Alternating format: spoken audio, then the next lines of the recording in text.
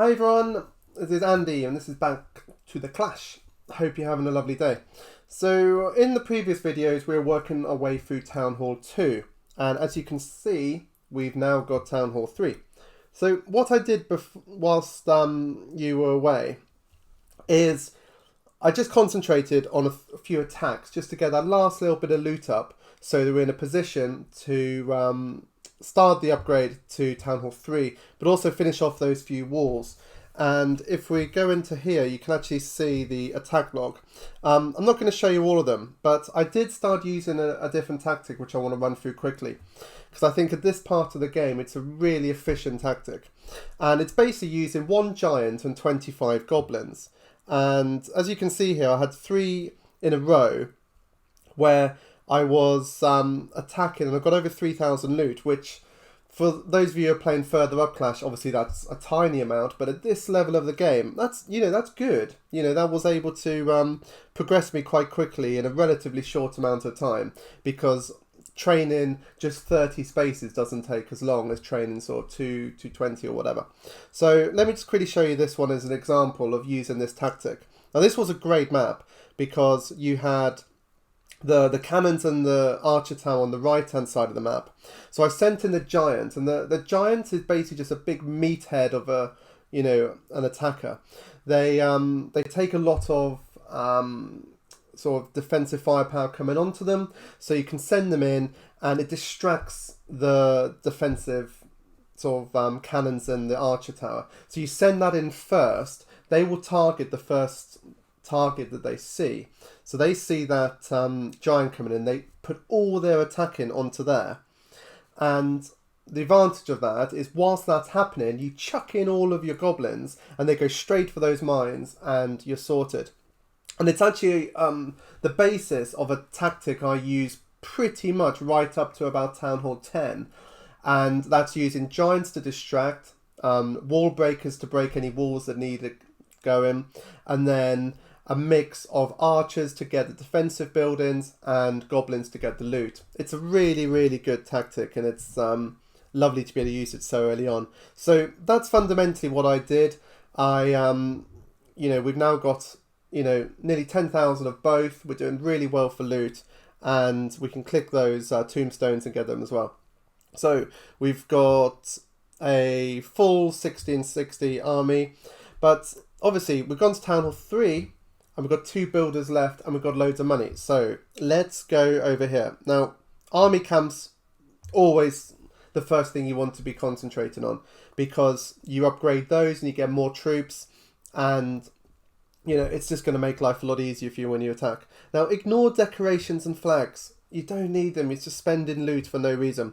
But it's annoying that they always default to that one, but they want you to spend your gems on stuff you don't need. And like I keep saying, the way to progress quickly in Clash of Clans is not to use gems. So the way to progress quickly and cheaply is not to use gems. If you want to spend a lot of money and rush through really quickly, then crack on, go and spend all those gems. But for most people, where you've got to worry about how much you spend on gaming, keep the gems and do the builder pack. See, look, they're already offering 1 builder plus an extra 500 gems for a £5. That could be tempting, and if if £5 is nothing to you, probably worth doing. It's going to make it quicker. But for the purpose of this series, I'm not spending gems on anything other than builders. Get all the builders, and then you've got them to spend if you want. Now, I've gone straight to traps here just because I know that they don't take any time to build. So let's get those 2 quickly there. A couple of bombs, we can replace those. So if an attacker steps on them, it blows up and takes a lot of their health. Now, resources wise, again, the big one on this is a lab. Is a lab. That's 25,000 elixir. So obviously that's going to take a bit of time to build up there. So one of the best ways to build up is always to have all of your pumps, your mines, and your storages as upgraded as possible. And when you further up into Clash of Clans and you're doing sort of clan wars and things, you're not going to have any problems in terms of how they level your base up against other people if you max these out first. So always worth doing. and it takes longer for the enemy to attack them. So, right, I'm literally just going through and building these because they're just 10 seconds each. Nice and quick. Oops, need to be able to notice when I've actually got a free builder. Right, so let's get that other one.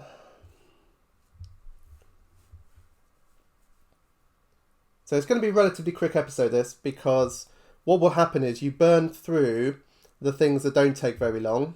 So, you know, getting some wall pieces. Let's just chuck these all in. That's nearly all of them. So we've actually got quite a lot more wall now compared to what we had for Town Hall 2. So we can probably do an actual proper base design with, you know, a wall going all the way around the outside.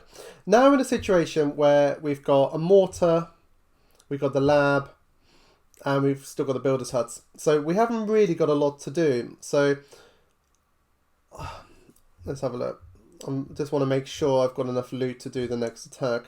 So that's going to take another minute. So you know what? Let's just let's set that mortar going. Let's be brave, and that's going to take 3 hours. So you know, you're starting to get a couple of things which take longer. So another good tip is to always set the quick upgrades first, because you can quickly chuck in those new buildings, and then you can wait, and the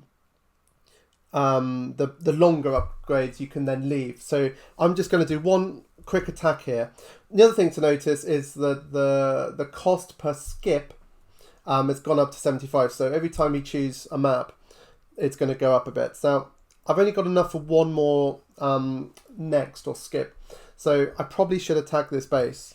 And it's pretty good because you've got the arch tower at the top, and then a lot of loot all around that side. So I can probably just rush the base, which is fundamental what I'm doing. Now, hold down 2 fingers, and you'll get all the goblins in very quickly. So another 600 or so to go. Now, I still haven't really lost any goblins. The mortar will do what they call splash damage. So one mortar ball goes in and it will destroy or take a lot of health from a lot of troops all at once. And it's the mortar which normally you would want to make sure you got rid of quickly. So if I did this one again, I would probably ascend the giant in from the south towards that mortar, because the arch tower is only a single shot. But try to get that mortar. But even so, I got nearly 2,000 of each. I think this is a very efficient way of playing. And I've now even got the extra space. So let's go for 2 giants, and I'll fill the rest of the space up with more goblins, and then get the next space going as well. So we now have 50 space. So 2 giants and 40 goblins. At this point, I am not worried about whether I win or lose a battle. Don't let your ego get to you. Just concentrate on that loot, because that's what's going to really help. But yeah, I've got to wait for those troops to build. I've got 3-hour wait on this mortar. I don't have a lot of gold, although I could do some of these. And what I'll probably do is, whilst until the next episode, I'll go around and upgrade these. But it's actually going to upgrade this. So it's another hour. But I think that's going to be really worthwhile, because it's going to give me a bigger army. So before we leave, let's just check up on our profile. We've got bigger and better. We've got another 3 gems there. We've got the grab gold and the elixir escapade. So both of those. So we've got more gems. So how are we doing? Nearly 350 gems.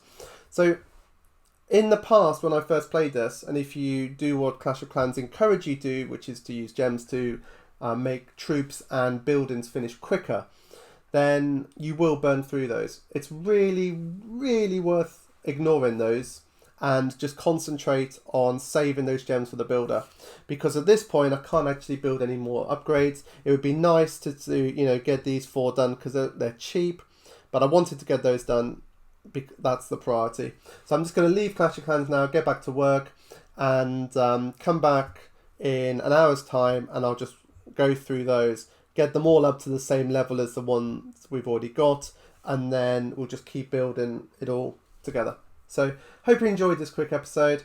I'll do a roundup of Town Hall Talk 2 in a future episode, you know, what we've learned. But fundamentally, it's just brilliant just to have those two. So let's go do a screenshot for the good old YouTube thumbnail. And looking forward to seeing you on a future episode of Back to the Clash. If, as always, any questions, pop them in the comments and I'll be glad to help you out. Thanks a lot, everyone. See you later.